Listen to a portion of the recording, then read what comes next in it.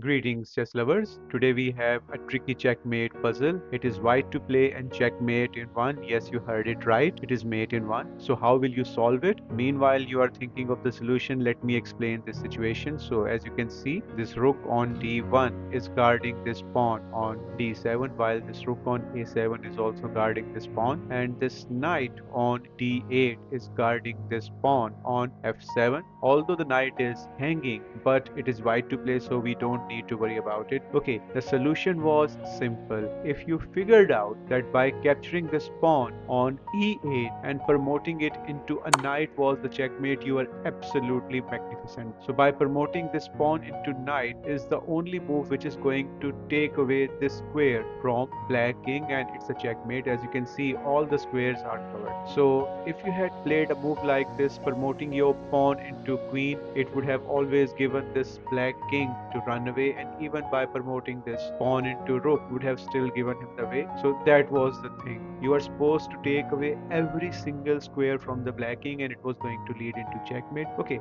so now let's take a look that if you had went other way around. So instead of capturing from this pawn, if you had captured from this pawn and even promoted into a queen, this rook would have always taken it, and then this pawn, despite the fact, would have taken and promoted, so the king would have always taken it, and after that knights was free to go, because this knight could have go into c7, b6, or even to f7. All of these would have been safe square. So after that, the only safest move was going to be this one, because after that the black king has just one square, and that is f8, and after that, once he goes there, you deliver checkmate. So in this position where I mentioned that knight had this and this safe square, and why not this square? Because if you had captured, this knight was covering these two squares, and then this rook was guarding this whole seventh rank, and it would have been a stalemate. That should have been a shame, because you could have won and won, but you ended up in delivering checkmate 4 moves.